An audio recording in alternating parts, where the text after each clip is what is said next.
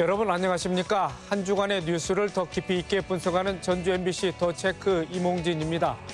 먼저 이슈 체크에서는 전북특별자치도 7개 군 지역에 제대로 된 분만실이 없다는 뉴스에 이어 전주시가 산업단지 추가 조성에 나선다는 내용 알아보고요.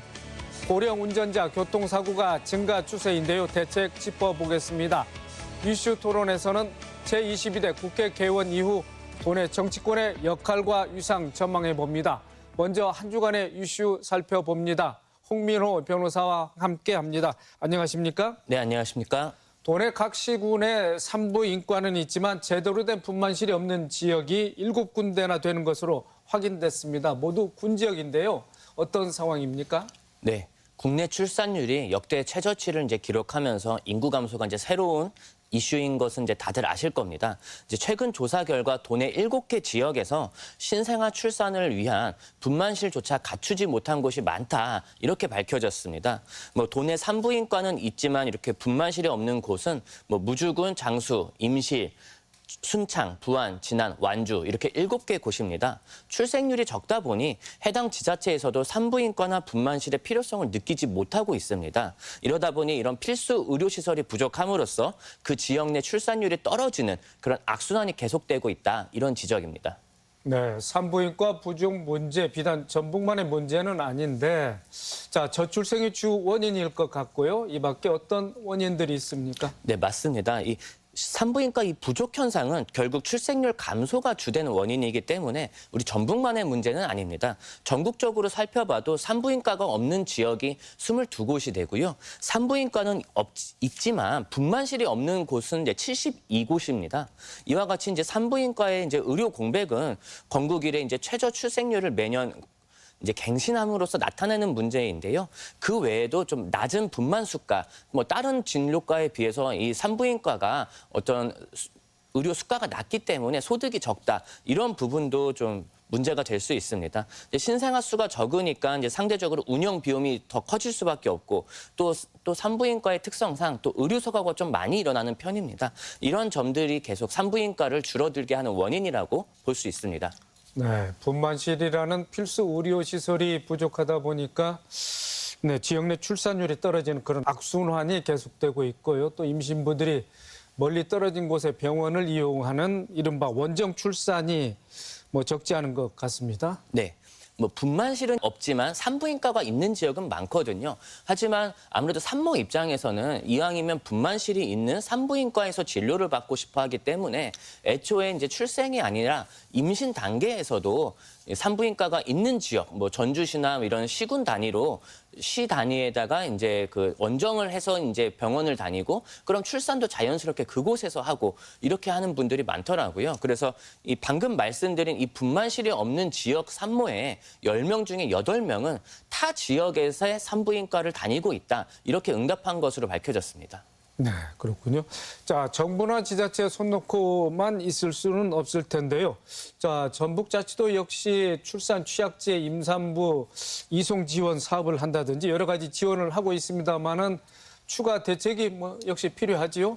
네, 말씀하신 대로 도에서는 임산부 이송 지원 사업이 있고 또 12회에 걸쳐서 임산부들이 어떤 타 지역으로 가게 되면은 최대 58만 원까지 교통비를 지급을 하고 있다라고 말은 합니다.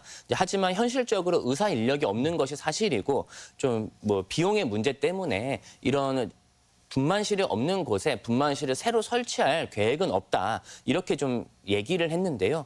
하지만 이런 전북자치도의 답변에도 좀 불구하고 어떤 고창군에서는 어떤 좋은 사례가 있거든요. 2015년에 고창군은 이 어떤 국가 보건복지부의 국가 사업에 응모를 해서 실제로 국비와 도비 11억 원을 들여서 고창군 내에 산부인과를 설치를 하고 지금까지도 이 2명의 의사가 분만실에서 상주하고 있음으로써 고창군의 이런 산부인과 의료 공백을 좀 해결한 사례가 있습니다. 좀 도에서 좀 적극적으로 지자체와 연계를 해서 한번 산부인과와 분만실을 준비를 해서 어떤 좀 출생률을 늘려보는 방안을 좀 적극적으로 검토하면 좋겠습니다. 네. 자, 다음 이슈 살펴볼까요? 자, 전주시가 산업단지를 추가 조성하기 위해서 용역 의뢰했습니다. 자, 용역비만 5억 4천만 원에 이른다고 합니다. 뭐 사상 최대의 금액이라고 하는데, 자, 그 배경을 좀 볼까요? 네, 오래전부터 이 전주시는 산업단지가 좀 부족하다 이런 좀 지적을 받아왔습니다. 그래서 시는 이번 용역을 통해서 산단이 조성되면 이 신규 산단 지역이 전주의 신미래 먹거리 산업지역이 될 것이다 이렇게 좀 전망을 하고 있습니다. 이번 용역 조사는 일반 산단과 그리고 특화 산단 이렇게 나뉘는데요. 용역비의 경우 일반 산단이 이제 4억여 원 그리고 특화 산단이 1억여 원 정도의 이제 예산이 투입되게 됩니다. 그래서 이거는 이제 그동안 시에서 이제 조성해온 산단 관련 용역 중에 가장 큰 금액이라 이렇게 볼 수 있습니다. 네. 사실 전주시 산업단지가 포화 상태에 이르렀다는 얘기는 뭐 어제 오늘의 얘기는 아닙니다만은 자, 추가 산단 구성과 그 규모는 어떻습니까? 네, 이번 용역 대상 이제 조사 지역은 약 225만 제곱미터 정도입니다. 이 중에 이제 일반 산업단지가 183만 제곱미터, 그리고 스마트 융합 복합산업단지가 22만 제곱미터, 그리고 이제 영화산업특화단지가 이제 10만 제곱미터 이런 식으로 총 225m 이제인데요. 뭐 시는 이번 용역을 통해서 어느 정도 조성을 이제 위치가 정해지면 뭐 제도적 그리고 이제 경제적 이런 인프라 시설에서 좀 가능성이 있는지를 좀 전망을 해서 이제 최적의 좀 산업단지를 찾아보겠다 이런 입장이고요. 그 다음에는 이제 구체적인 산업단지 구성안을 도출을 해서 이제 좀 정부와 이제 승인을 받을 수 있도록 좀 앞으로 진행을 하겠다 이런 계획입니다. 네, 산업단지를 구성하게 되면 무엇보다도 일자리가 많이 창출될 것이라는 그런 기대감이 앞서는데, 자, 기대 효과 어떻게 나와 있습니까? 네, 전주시는 이제 이번 산업단지 조성을 통해서 일자리 5만 개를 만들겠다 이렇게 얘기를 했는데요. 하지만 어떤 구체적인 근거가 있는 것은 아니고 좀 목표를 위한 선언적인 움직임이었다 이렇게 발표했다고 좀 생각이 듭니다. 어쨌든 현 단계는 산업단지의 조성을 위한 입지를 분석하는 단계이기 때문에 일자리가 얼마나 생겨날 수 있는지 뭐 이로 인한 경제적 효과가 얼마나 될지는 사실은 아직은 좀 예측하기는 어렵고요.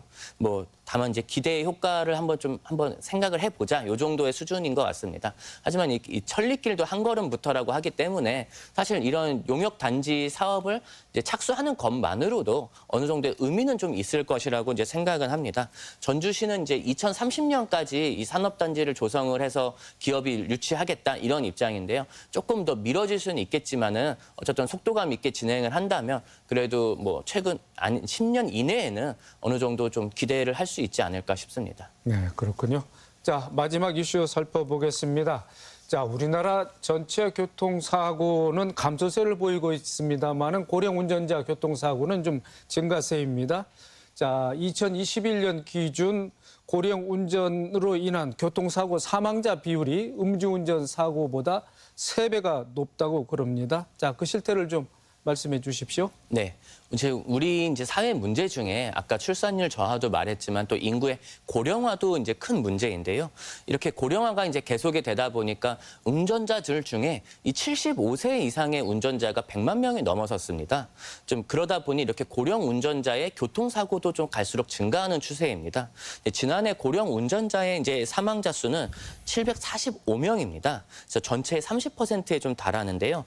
특히 이런 노인 운전자의 사망은 음주운전 사망 사고와 비교했을 때도 이 사망의 비율이 더 높습니다. 이제 결국에 이제 이런 것들이 뭐 어떤 노인 운전자가 좀 반응 속도가 늦는다 이렇게도 좀 볼 수 있는데요. 어쨌든 이런 노인 운전자들의 좀 사망 사고가 많다 보니까 이에 대한 어떤 좀 대책이 필요하지 않나 이런 이제 말들이 좀 많습니다.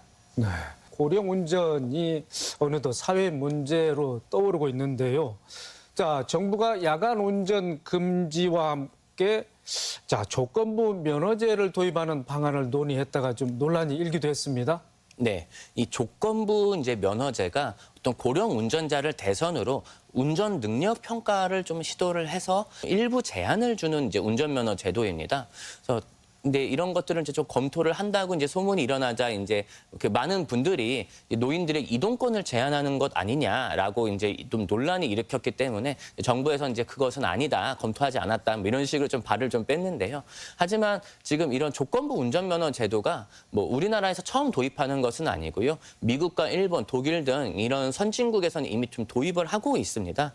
이제 미국의 경우에는 뭐 고령 운전자의 능력에 따라서 뭐 거리나 시간, 속도 이런 것들을 좀 구체적으로 나누어서 좀 제한을 하고 있고요. 독일의 경우에도 의사 진단을 해서 좀 구체적인 조건이 명시된 면허가 나오고 있기 때문에 좀 이런 고령자의 이동권을 크게 제한하지 않는 선에서는 뭐 조건부 면허제를 한번 검토해 볼 수 있지 않을까 이렇게 생각하고 있습니다. 네. 그런데 고령 운전자 면허 자진 반납 제도가 현재 뭐 시행 중이지 않겠습니까? 근데 실제 반납률은 2%에 그치고 있다고 합니다. 자치단체마다 10만 원에서 30만 원까지 지원금을 내걸고 있지만은 더 이상 그 금액을 높이지는 못하고 있는 상황입니다. 왜 그럴까요? 네, 고령 운전자들 이제 말씀을 들어보면은 면허증 반납 취지에는 어느 정도 공감하지만 이게 실효성이 없다 이런 말씀입니다. 이 교통사고 이제 카드 지원금은 사실상 이제 10만 원에서 30만 원이기 때문에 몇 달이면 다 쓰는 게 사실이고요. 그리고 사업상이나 또 생계형으로 또 운전이 필요하신 분들이 있으신데 이분들에 관해서까지 일괄적으로 이제 똑같은 제도를 이제 한다면은 이분들은 이제 생계가 이제 를 유지할 수 없는 이런 결과가 좀 일어날 수밖에 없습니다. 그리고 또 서울 지역은 뭐 지하철이라는 좀 뭐 수단이 있지만 이렇게 뭐 전주나 이제 전북과 같은 이런 지역에서는 지하철이 없고 버스 배차 간격이 느리기 때문에 애초에 택시가 아니면 이동이 어려운 이제 지역들도 분명히 있거든요. 결국에는 이제 외출조차 노인분들이 하기 힘들어지면 또 그조차도 또 어느 하나의 문제가 되지 않느냐 이런 이제 지적들이 있고요. 그러다 보니까 말씀하신 것처럼 이런 운전 면허증을 자진 반납하는 제도가 뭐 각 시도별로 1%에서 3%밖에 되지가 않습니다. 우리 전북 지역도 2%에 불과하고요. 좀 노인 운전자들이 면허증을 좀 자진해서 반납할 만한 어떤 좀 유인책이 좀 있어야 된다. 이렇게 좀 생각됩니다. 네. 최근 고령 운전자가 유발한 교통사고 소식이 뭐 심심치 않게 들려오고 있는데 자칫 고령 운전자에 대한 뭐 적개감과 같은 세대 갈등으로 이어지지 않을까 하는 그런 우려의 목소리도 나오고 있는 게 사실이지 않겠습니까? 네, 아무래도 고령 운전자분들 입장에서는 이런 운전면허증 반납이라는 게 좀 자존심 문제로도 또 생각이 좀 될 수가 있습니다. 나는 아직 충분히 운전을 할 수 있는데 일괄적으로 나의 면허를 이제 제한한다라고 하면은 좀 억울할 수도 있는 부분이고요. 결국엔 이런 게 이제 뭐 이동권의 이제 제한이냐, 네, 아니면 이제 교통사고의 감소를 위한 어쩔 수 없는 선택이냐 이런 어떤 사회적 이슈로 좀 되는데요. 이제 하지만 이런 부분들이 이제 뭐 젊은 세대들 또 나이 든 세대들 간에 좀 이렇게 세대 간 갈등으로는 좀 비춰지지 않았으면 하는 바람이 있고 이 부분은 결국 정부에서 좀 적극적으로 나서서 모든 세대를 좀 아우를 수 있는 그런 해결책을 제시하는 것이 좋을 것 같습니다. 네, 알겠습니다. 이번 주 이슈 점검과 전망 홍민호 변호사였습니다. 고맙습니다. 네, 감사합니다.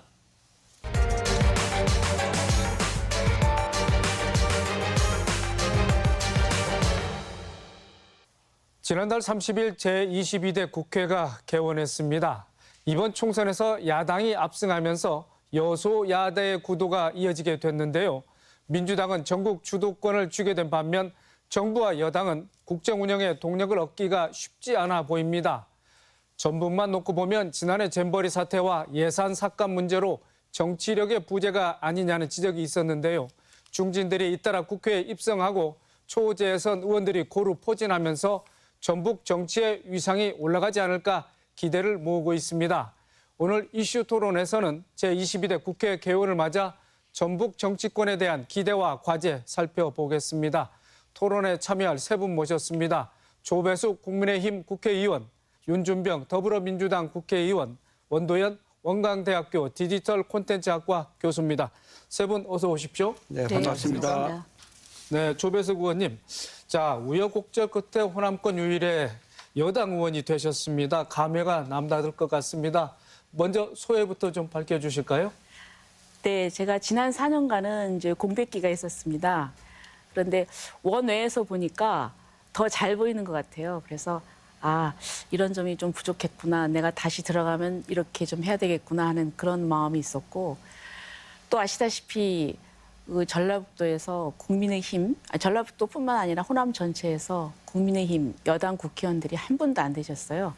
그래서 사실은 이제 제가 유일하게 여당의 이제 소통 창구 역할을 해야 되는데 지금 전라북도에 현안이 아주 산적해 있습니다. 그래서 이제 이거를 감당하기에는 좀 어깨가 무겁고요. 민주당과 협치를 통해서 도민들의 기대에 어긋나지 않도록 열심히 하겠습니다. 네. 자, 맞은편에 앉아 계신 윤준병 의원님.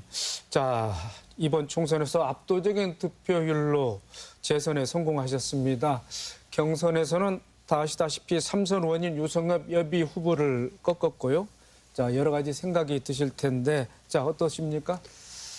22대 총선이 뭐 총선 자체의 법적 기간은 짧았지만 우리 지역의 경우에는 경선 준비까지 하면 한 10개월 진행된 것 같아요. 네. 그러면서도 치열한 경선이 이루어졌는데 이제 그 과정에 여러 가지 지역적인 현황, 민주당의 현황, 또 국가적인 여러 가지 쟁점들 이런 것들이 극명하게 노출도 되고 또 그게 정리되는 그런 과정이 이번 총선이 아니었나 이런 생각이 듭니다. 그래서 국가적으로는 윤석열 정부 2년에 대한 여러 가지 평가들이 제대로 이루어지고 그래서 그 부분에 대한 심판을 제대로 해야 된다는 목소리가 높았고 또 당의 입장에서는 민주당의 정체성을 올바르게 세워야 되겠다. 그리고 윤석열 정부를 심판할 수 있는 틀을 제대로 만들어내야 되겠다. 이런 요구들이 있었던 그런 총선이지 않았나 이런 생각을 합니다. 그 결과로 주민들께서 또 국민들께서 압도적인 지지를 보내주시고 야권이 192석의 의석을 주셔서 대여 투쟁 제대로 해라, 일 좀 해라 이런 임무를 주신 그런 총선이 아니었나 이런 생각을 합니다. 네, 알겠습니다. 전라북도로 좀 눈을 돌려봐서 21대 전북 국회의원은 초재선 중심이었지 않겠습니까? 뭐 그런 와중에 새만금 잼버리 또 예산 삭감 같은 일련의 사태를 지켜보면서 좀 정치력이 좀 역부족이었다는 그런 비판도 일고 있었습니다. 자, 이번에 중진 의원들이 국회 입성에 좀 성공을 했고 뭐 상임위에서도 뭐 초재선 민주당 의원들이 이제 골고루 이제 포진을 해서 전북 정치의 위상이 좀 달라질 걸로는 기대가 가고 있는데 자, 원도현 교수님 이 부분에 대해서 좀 짚어주시죠. 뭐 이렇게 아무래도 다선 의원들께서 많이 진입하셨고 특히 조배수 의원님도 이렇게 이번에 새로 들어가셨고 다시 들어가셨고 윤준병 의원님도 이제 선수가 높아진 상황 아니겠습니까? 그럼 달라져야 되는데 저는 이제 전라북도의 국회의원들이 이 위상도 높아지고 또 존재감을 드러내기 위해서는 이제 전 세 가지 조건이 필요하다고 봅니다. 하나는 의제를 선정한 능력이죠. 그래서 뭔가 이렇게 중요한 의제를 발제하고 그 발제한 내용들을 정책으로 키워나가고 그걸 이슈로 만들어나가고 한 능력. 이게 첫 번째 그게 중요하고 두 번째는 어쨌든 강한 투쟁심이죠. 뭐 이게 여야를 막론하고 또 지역의 문제나 또는 국가적인 정치적인 의제를 가지고 강하게 싸워나가는 투쟁심이 있을 때 국민들은 이분들이 이제 뭔가 일을 한다고 느낌을 가질 거고요. 그 효능감이 생기는 거고. 그리고 마지막으로 당내에서 역할을 강화시켜 나가는 거 아니겠습니까? 근데 이제 이렇게 보면 사실은 21대 국회가 좀 많이 좀 부족했다. 그리고 이제 이런 부분에 좀 갈증이 있었죠. 그래서 22대에는 뭐 상당히 많은 변화가 있었지 않습니까?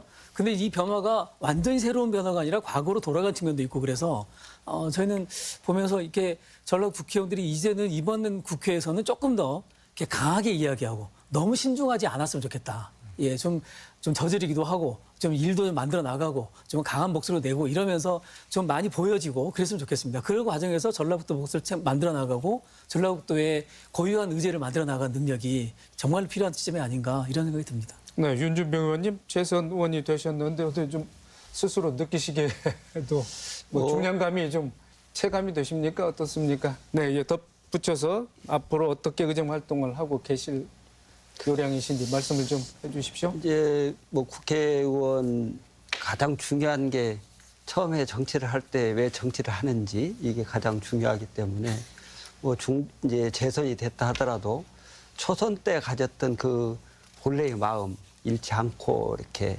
유지하면서 열심히 해 나가는 것 아마 열정으로는 초선이 가장 열정이 높을 거예요. 그러니까 그 열정, 그다음에 선수가 높아지면서 쌓이는 경륜, 이걸 잘 좋아해서 의정 생활을 해야 되지 않나 이런 생각을 합니다. 다만 이제 우리 전북과 관련된 여러 가지 뭐 정치력 부재니 하는 지적도 있었는데 또 전체적으로 놓고 보면 실제 초선이 있어야 재선도 있고 선수가 높아지는 것이어서 그때 상황은 또 그때 상황대로 시대적인 변화를 담아내는 그런 과정이었다. 저는 이렇게 생각합니다. 다만 이제 정치 능력이랄까 정치 평가하는 과정에 이제 뭐 새만금 예산 폭거라든지 여러 가지 전북의 장애유인들이 있었는데 그런 내용들이 선수가 높다고 그래서 윤석열 정부가 그렇게 예상하지 못하는 뭐 이런 처분들을 해낼 때 그게 정치력이 있다고 그래서 그 내용을 미리 막을 수 있었겠느냐 하는 의구심은 있고요. 다만 그런 내용들이 나왔을 때 그걸 어떻게 대처하느냐가 이제 정치력인데 이제 22대 국회에서 우리 도민들이 좀 정치력이 부족했지 않았느냐라고 평가했던 선수 문제나 이런 중진들이 참여하고 골고루 이렇게 조화를 이루고 있기 때문에 그런 내용들이 잘 반영이 돼서 우리 도민들이 기대하는 그런 전북의 발전 또 현안 해결 뭐 이런 것들이 잘 이루어질 수 있도록 더 노력을 해야 된다 이런 생각을 하고 있습니다. 네. 자, 조배숙 의원님, 돈의 최다선 의원으로서 뭐 책임감이 좀 막중하게 들겠습니다. 앞으로 어떤 역할을 해 나갈 것인지 또 민주당과의 협치 어떻게 이루어 나갈지 좀 구체적으로 말씀을 해 주십시오. 이 뭔가 이루기 위해서는 여야의 그 뒷받침이 있어야 됩니다. 그래서 지금 이제 전라북도에서는 이제 민주당 의원님들이 뭐 지역구를 다 이제 석권을 하고 계시지만은 그렇지만은 그래도 지금 우리 국민의힘이 의석이 거기에 못 미치긴 하지만 여당이거든요. 그래서 어떤 여야의 그런 협치가 굉장히 중요하다. 그래서 지금 현재 도에 그 협력관이 있습니다. 네. 예, 그래서 정책 협력관을 이제 우리 국민의힘에서 이제 파견을 해가지고 어떤 김관영 도지사가 이제 협치의 차원에서 2년 전에 신설한 제도인데 예, 그것을 잘 이어나가야 될 것 같고요. 근데 제가 이제 한마디 좀 말씀드리고 싶은 거는 지금 이제 워낙 그 원 구성에 있어서 지금 이제 상임위원장 그 11석을 이제 지금 민주당이 독단적으로 강행하지 않았습니까? 그래서 지금 국회가 급냉하고 있는데 제가 보면은 민주당에서 거대 의석을 가진 만큼 좀 더 여유를 가졌으면 좋겠어요. 근데 지금 이제 국회가 개원한 지 그 일주일 만에 의장, 그다음에 그 뒤에 닷새 후에 상임위원장 11석을 지금 다 일방적으로 결정을 했거든요. 근데 제가 역사를 보면은요, 새천년 민주당 시절에 그때는 김대중 대통령이 여당이었는데 그때 굉장히 의석이 작았습니다. 그럼에도 불구하고 의장을 이만섭 씨가 그때 했어요. 이만섭. 그때 민주당 비례였었습니다. 그리고 또 운영위원장도 했었습니다. 그리고 또 지금 이제 18대 저희들이 의석이 185석이었군요. 보수정당이. 그리고 민주당 쪽에서는 86석이었어요. 그때 이렇게 일방적으로 밀어붙였느냐? 아닙니다. 원 구성하는데 88일 걸렸습니다. 그리고 4년 전에도 똑같이 이제 민주당이 훨씬 이제 거꾸로 민주당이 180석이고 이제 미래통합당이 103석이었습니다. 근데 4년 전에 원 구성하는데 48일 걸렸어요. 그렇게 여유가 좀 있었거든요. 근데 이번에는 너무 이렇게 강대강으로 가는 게 아니냐. 그래서 이제 이런 부분이 좀 아쉽고요. 이제 자꾸 법대로라는 얘기를 해요. 물론 법대로 해야 되겠죠. 하지만 법대로 하는 게 아니라 지금 이제 사실 법 위에 정치가 있는 거 아닙니까? 서로 여야가 타협을 하고 이런 것이 이제 어떤 관행으로 이렇게 쭉 내려왔는데 뭐 이런 관행도 사라지고 좀 어떻게 보면 좀 살벌하게까지 하다는 이런 생각도 듭니다. 그래서 이제 관례가 뭐냐면 이제 집권 여당은 운영위원장을 그때 받았고 그다음에 또 세워진 것이 그 1당 2당 해가지고 국회의장을 1당이 가져가면은 2당은 법사위원장을 가져가고 이게 좀 어느 정도 이게 세워진 관례거든요. 근데 이제 이런 것도 다 무너진 거예요. 그래서 이게 다시 제대로 이제 언제 이것이 정상화될지 저도 잘 기약을 못 하겠습니다. 이제 그럼에도 불구하고 중앙은 중앙대로 하지만 또 전라북도 현안은 현안대로 이제 급한 게 있으니까 이제 이 부분은 저희가 이제 협치해서 풀어가려고 노력하고 있습니다.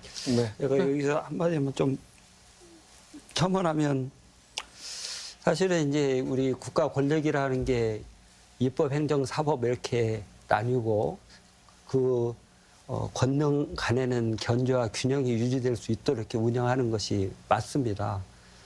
그런데 행정에서 지금 보시는 것처럼 윤석열 정부 2년 과정에 뭐 오만과 독선과 관련된 행태들이 많이 보이고 있고 또 그거를 이번 22대 총선 과정에서 그거 문제가 있다 이렇게 지적을 하고 표로 이렇게 반영을 해줬는데 그럼에도 불구하고 윤석열 정권에서는 그 부분에 대한 총선 민의를 수용할 의사가 전혀 없다 하는 게 확인되고 있지 않습니까?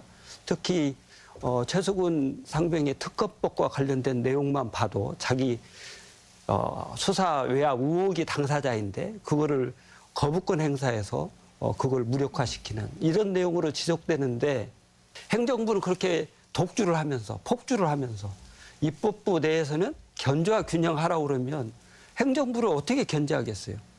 그러면 행정부를 견제할 수 있는 권능을 국회에서 가지고 그 권능을 살려야 제대로 국가가 제대로 운영될 수 있다 이런 생각을 하고 있기 때문에 일단 당내에서 그 부분을 좀 제대로 이렇게 조율하는 이런 노력이 좀 있어야 되는 거 아닌가. 그리고 국민의힘에서 대통령실이 이렇게 폭주하는 내용을 자제시켜야 그 다음에 가서야 국회 내에서 여와 야가 협치도 하고 이렇게 할 수 있는데 지금은 그런 내용이 전혀 안 보이니까 국민들의 요구는 국회가 일 좀 제대로 하고 대통령이 독주하고 있는 내용 견제 좀 하는 능력을 키워야 된다. 이게 이번 22대 총선의 민심이어서 그 내용을 제대로 이행하는 것이 또 국회의원들의 임무가 아닌가 이런 생각을 합니다. 네. 두 분의 얘기는 여기까지 아니요, 듣고 저 이 부분에 대해서 좀 중요한 게 짧게 있으니까 말씀을 말씀드리겠습니다. 해주십니다. 그러면 자, 지금 총선 민의가 최상병 특검에 대해서 이것을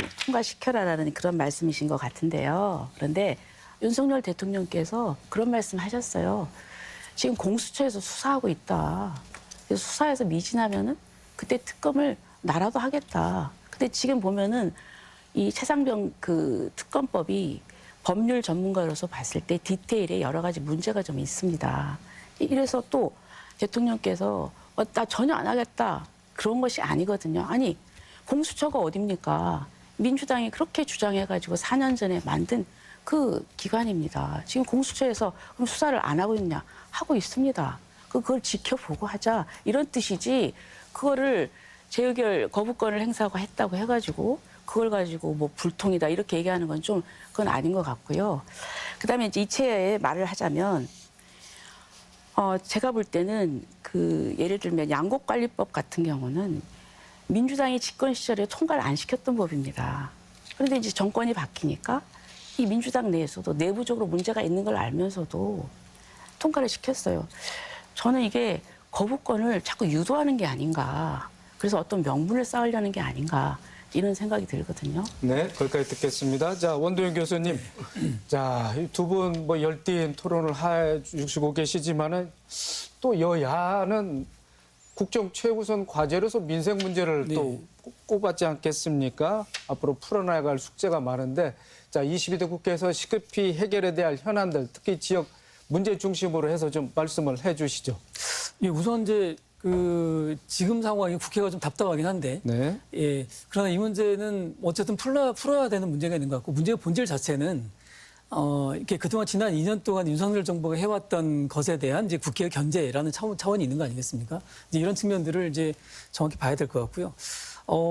정치적으로는 어쨌든 이번 22대 국회 초창기는 특검 문제가 가장 뜨겁게 붙게 되지 않겠습니까? 특검이 계속 올라와 있고 그걸 윤석열 정부에서는 계속 거부권을 행사할 것 같고 이런 상황이 될 것 같은데 그럼에도 불구하고 일은 해야죠. 이런 해야 되는데 저는 이제 민생과 정치 현안 문제를 완전히 분리해서 보는 것 자체가 사실은 이렇게 이 이분법적인 사고라고 생각을 합니다. 민생과 정치가 사실 굉장히 붙어 있는 문제들이죠. 네. 물론 이제 정치적으로 보여지지만 그 이면에는 그런 문제들을 사실 민생에 관해서 봐야 되는 것이 있고요. 예를 들면 민생회복지원금이라든가 이게 민생회복지원금이 이게 정치 현안이 아니지 않습니까? 민생 문제로 봐야 되는데 이걸 자꾸 정치 문제로 바라보기 시작하는 이제 이런 것들이 좀 이렇게 있을 것 같고 전라북도 차원에서는 지금 아까 윤준병 의원님 말씀하셨지만 이게 새만금 문제 또는 이제 전북 특별자치도에서 풀어가야 될 다양한 문제들이 굉장히 많죠. 뭐 뒤에 이제 잠깐 얘기 나오겠습니다만 광역 교통망 속에 전라북도가 빠져 있다거나 또는 이제 전라북도의 현장을 가보면 지역 화폐 같은 것도 지금 이제 되살려야 될 문제가 있고 또 윤석열 정부에서 사회적 경제 분야에 대한 이제 상당한 홀대가 있지 않습니까? 그럼 이제 사회적 경제를 다시 살려나가면서 이게 지역 사회가 좀 회복해 갈 수 있는 구조를 만들어줘야 되는데 그런 게 잘 안 되고 있죠. 그러니까 어떤 문제냐면 뭐 다른 여러 가지 문제가 있겠습니다만 지역을 다니면서 느끼는 첫 번째 느낌은 뭐 전주도 마찬가지고 전라북도 모든 지역이 활기를 잃어가고 있습니다. 활력이 너무 떨어져 있거든요. 뭐 이걸 이제 저출산 고령화 이렇게만 이야기할 수 있는 건 아니라고 생각합니다. 뭐 이렇게 비슷한 조건에 있는 지역들에서도 저출산 고령화가 똑같이 있어도 어느 지역들은 굉장히 활력이 있고 활기가 있고 사람들이 웃고 뭐 이런 이제 뭐 언제나 웃을 수는 없겠지만 이런 게 있는데 전라북도에서 이렇게 생기가 잃어버려지고 그리고 활력이 없는 이런 문제를 해결해 가는 데는 일단은 뭔가 여기 상황에서 긴급한 문제 해결할 수 있는 방안이 필요한 거죠. 근데 그런 부분들에 대해서 조금 더 적극적인 고민을 하실 필요가 있다. 저는 그런 생각이 듭니다. 자, 이 부분에 대해서는 조배석 의원께서 좀 답변해 주셨으면 좋겠는데 윤석열 정부 뭐 지난 대선을 전후해서 전북과 관련한 많은 청사진을 제시했습니다만은 현재 뭐 이행 상황을 보면 좀 아쉽습니다. 자, 공약과 관련한 예산도 5% 정도밖에 확보 안 됐다 뭐 이런 분석도 나오고 있는데 자, 앞으로 이 부분에 대해서는 어떻게 문제를 해결해 나가야 하실지 좀 말씀을 듣고 싶습니다. 근데 이제 저희들이 2년 전에 정권 교체가 이루어져서 이제 국민의힘이 대통령을 이제 배출하긴 했지만 그러나 그 당시 국회 그 이제 원 구성을 보면은 아무래도 민주당이 절대 다수였거든요. 이제 대통령이 뭔가 일을 하려면 사실 입법부에 이제 협조가 필요하죠. 근데 그런 부분에 있어서 그게 원활하지 않았다. 그리고 또 이제 이거 이 공약을 이행하기 위해서는 예산이 필요하죠. 근데 왜 대통령이 늘 그걸 안 하고 싶겠습니까? 문제는 뭐냐면 이제 국가 재정 상황이 그렇게 넉넉하지 않았다는 겁니다.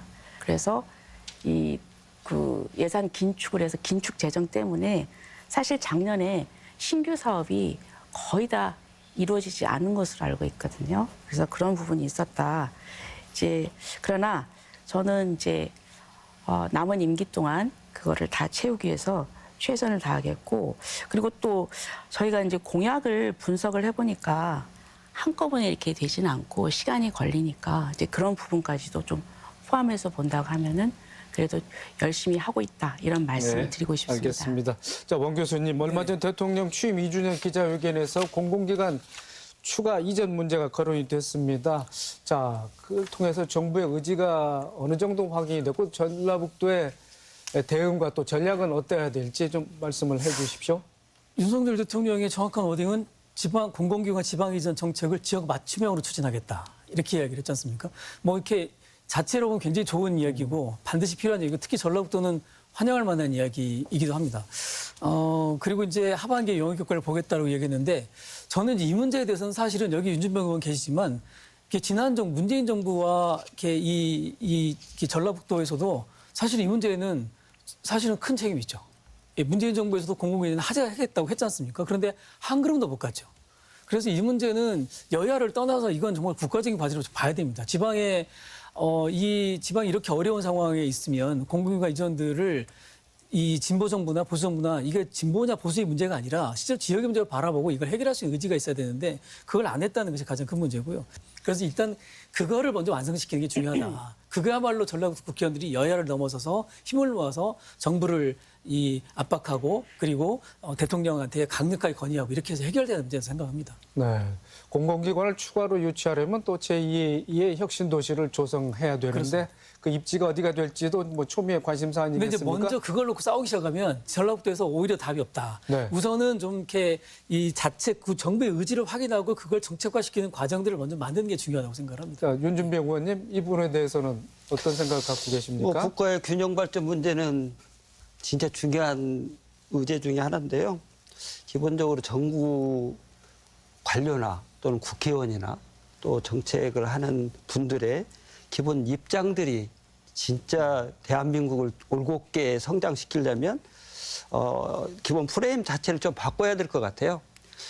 이제 공공기관 이전이나 기업 유치 뭐 이런 부분들이 시장 상황에서 보면 수요가 많거나 뭐 유치가 가능한 이런 쪽으로 이제 가게 되지 않습니까? 그러다 보니까 수도권 집중 현상이 이루어지는 거고 지금 현재의 경우에도 충남, 충북 이북 지역이 이제 그런 수혜 지역인데 국가 균형 발전을 시키려고 그러면 공공기관이 이전이 되고 또 기업이 또 유치가 돼야 역으로 그게 또 수요를 창출한다 이런 생각을 근본적으로 정책적으로 프레임을 잡아야만 이게 이루어질 수 있다 이런 생각이고요. 그런 차원에서 보면 뭐 전북 특별자치도를 이제 출범했으니까 그런 차원에서 소외 지역에서 특별자치도까지 만든 취지가 뭐 공공기관 이전이나 기업 유치 차원에서 제대로 배려가 국가 정책적으로 이루어져야 될 필요가 있다 이런 생각을 하고요.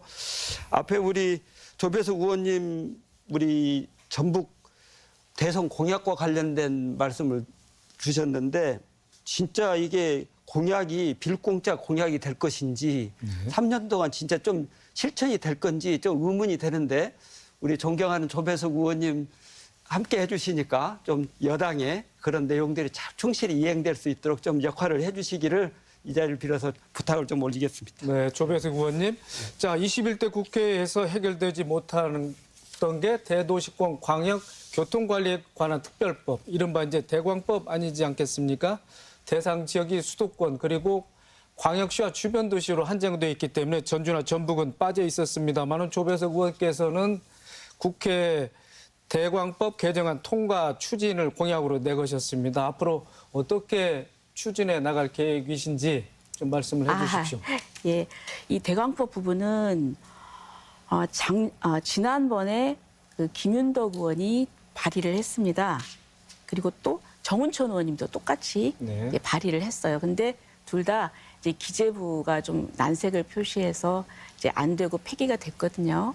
근데 이제 이번에 다시 또 김윤덕 의원이 뭐 1호 법안으로 발의를 뭐 했다고 합니다. 그래서 저 역시 이제 이 부분을 좀 더 잘 가다듬어서 이제 제가 이제 하려고 하거든요. 그러니까 이제 이게 요건이 뭐냐면은 이제 인구 50만 명 이상의 대도시로 이제 김윤덕 의원님은 그렇게 하셨는데 이제 저는 여기다 플러스 도청 소재지. 이게 전주가 도청 소재지 아닙니까? 그걸 더 하면은 이렇게 좀 더 구체화되지 않을까 이렇게 생각을 합니다. 이런 부분에 있어서는 저는 전라북도 발전을 위해서는 여야가 없다고 생각합니다. 네. 자, 더불어서 윤준병 의원님, 교통 인프라와 관련해서 서해안 철도 건설을 공약으로 내세웠습니다. 22대 국회 또 어떻게 추진할 계획이신지 말씀을 좀 드리겠습니다. 뭐 우리 동해안 보면 동해안 내내 철도로 쫙 그렇게 그렇죠. 연결이 돼 있는데 서해안의 경우에는 그렇지 못한 게 지금 약점입니다. 특히 전북과 전남 서해안 경우에는 사실은 해안 쪽으로 철도가 없죠. 그래서 이거를 이제 담보하기 위해서 제4차 국가 철도망 계획에 안을 넣어서 이제 검토를 했는데 그거를 기본 계획에 반영 못하고 추가 검토 과제로 이렇게 미완 과제로 남아 있었어요. 이제 2026년부터 다시 제5차 국가 철도망 구축 계획이 수립되니까 거기에 반영해서 서해안 철도가 국가 계획으로 확정될 수 있도록 이렇게 추진해야 된다 이런 생각을 하는데 뭐 늘 이런 국가 계획을 만드는데 장애 요인은 예비 타당성 문턱을 넘는 거지 않습니까? 그래서 일단 제5차 국가철도망 구축 계획에 반영하면서 그 부분도 따져보지만 지금 중요한 국가 시책 사업의 경우에는 뭐 예타를 면제하는 특별법들이 제정되니까 한쪽에서는 제5차 국가철도망 구축 계획에 반영시키는 노력을 하고 다른 한쪽으로는 특별법을 좀 제정해서 예타 면제까지 내는 그러면서 2027년도에 진행될 대통령 선거 과정에 국가 의제로 확정되는 이런 과정을 좀 거쳐서 제대로 서해안 철도 문제는 좀 매듭을 지어야 되겠다 이런 생각을 하고 있습니다. 네, 그러시면서 또 자, 지난달 30일 제1호 법안으로도 농수산물 가격 안정제도 도입법을 대표 발의하셨습니다. 자, 어떤 내용인지 또 어떻게 관철해 나가실지. 작금에 이제 농산물과 관련해서 최근에도 대통령이 대파 발언 때문에 분노를 야기한 것처럼 가격이 폭등하면 시장 개입을 해요. 근데 가격이 폭락하면 방관합니다. 그러니까 농업이 제대로 유지될 수 없고 농민이 생업에 종사할 수 있는 여건이 안 만들어지기 때문에 최소한 농산물에 대해서는 가격 폭등 시나 가격 폭락 시나 일정하게 개입해서 생업에 종사할 수 있는 일정 가격은 유지될 필요가 있겠다. 이게 절실하다. 농촌 문제나 농민의 입장에서는 절실하다. 이 부분을 제도적으로 담보해야 될 필요가 있다. 이런 생각을 가지고 있고요. 이 부분은 22대 국회에서는 꼭 관철해야 되겠다. 이런 입장을 개인적으로 갖고 있습니다. 네. 자, 조백수 의원께서는 또 남은 국립무전원법에 관해서 뭐 여러 생각을 하고 계시는 걸로 알고 있습니다. 앞으로 뭐 어떤 계획 갖고 계신지 말씀해 주십시오. 지역 그 의료를 이제 균등하게 혜택을 받아야 된다는 그런 취지는 참 좋은 것 같아요. 그런데 지금 현재 현실적으로 의대 정원 확대 문제로 지금 의협이 지금 집단 휴진을 하겠다. 그래서 굉장히 좀 복잡합니다, 상황이. 네. 그래서 제가 볼 때는 이제 이게 좀 어느 정도 진정이 되고 나서야 좀 얘기해야 될 상황이 아닌가. 그래서 좀 지켜보고 지금은 이제 이런 상황에서 이 얘기를 자꾸 한다는 것이 저는 이렇게 별로 설득력이 좀 없을 것 같습니다. 그래서 좀 이것이 좀 어느 정도 진정이 된 다음에 좀 이 부분을 얘기를 하고 저는 또 이 갈등이 좀 속히 해결되기를 좀 바라고 있습니다. 네, 알겠습니다. 자, 토론을 진행하고 있습니다만은 뭐 마무리할 그런 때가 된 것 같습니다. 패널 여러분의 마무리 발언 듣고 이 시간 매듭 짓도록 하겠습니다. 먼저 원도현 교수님. 네, 오늘 이제 두 분 의원님께서 굉장히 열정적으로 좋은 법안들을 준비하고 계셔서 굉장히 기대가 크고요. 이렇게 두 분이 너무 좋은 아이디어를 갖고 계셔서 크게 기대가 됩니다. 그런데 이런 문제를 해결하기 위해서 전라북도에 뭔가 중요한 거점들을 만들어 나가는 그러니까 이게 이제 균형 발전의 취지에 좀 어긋날 수 있지만 전라북도의 장기적인 경쟁력을 위해서는 메가시티를 조성하고 그 메가시티 범위를 지금 새만금 메가시티 이야기하셨는데 사실 새만금 메가시티는 먼 이야기지 않습니까? 그럼 이제 전주 완전 통합 이야기가 있는데 그 단계를 넘어서는 새로운 형태의 어떤 중심 거점들을 만들어 나가는 작업들. 그런데 농업 문제도 익산에 식품산업 클러스터가 있는데 잘 진행이 안 돼요. 물론 이제 뭐 충실하게 가고 있긴 하지만 그렇게 획기적인 변화가 없습니다. 김제의 스마트팜이 있고 그리고 이런 작업들이 뭘 지향하냐면 이 과거에 전형적으로 가져왔던 농업 정책의 전환을 이야기하고 있는 거거든요. 그런데 이런 문제를 좀 바라볼 수 있는 근본적이고 궁극적인 해결책들 이런 문제에 대한 관심을 같이 가졌으면 좋겠습니다. 그래서 문제를 단위에서 작게 보는 것도 중요하지만 큰 틀에서 전라북도의 구조를 바꿔나가는 작업들 이제는 시작해야 된다. 그래서 의원님들께서 그런 부분에 큰 관심을 갖고 좀 보셨으면 좋겠다 이런 생각을 듭니다. 자, 윤준병 의원님. 네. 아마 총선 과정에서 여러 의견들이 표출됐고 또 그 내용들이 어떻게 정리되고 22대 국회에서는 어떻게 실천할 건지 이게 아마 우리 도민 여러분들의 관심사가 아닐까 이런 생각이 듭니다. 총선이 끝난 지가 2달 지났고 이제 국회 출범한 지가 2주가 지나고 있습니다. 아마 지금 보시기에 21대 국회와 달리 22대 국회에서는 뭐 일 좀 해보겠다 이렇게 실제 출발하는 내용들이 좀 다르다 하는 느낌을 가지실 텐데 국가적인 어젠다도 그렇고 우리 전북에 관련된 어젠다도 그렇고 좀 제대로 해서 그동안에 압도적인 지지를 보내주신 그 취지에 맞게끔 정치인들이 최선을 다해서 열심히 하겠다는 다짐을 이 자리를 빌어서 해보고요. 그런 내용들이 하나하나 쌓여갈 때 우리 전북의 새로운 변화, 특히 특별자치도로 이렇게 탄생한 그 취지가 살아날 것으로 이렇게 기대를 합니다. 우리 존경하는 우리 조배수 의원님과 함께 저희들이 22대 국회에서 열심히 해서 우리 도민들의 기대에 부응하도록 하겠습니다. 네, 조배수 의원님. 총선 직후에 그 전북 지역 또 전북 지역에 연고가 있는 분들 당선자 그 축하 모임을 갔습니다. 그때 이제 다들 의원님 당선자 시절이죠. 말씀들이 전북이 너무 낙후됐다. 그래서 발전을 해야 되는데 또 열심히 해야 되겠다.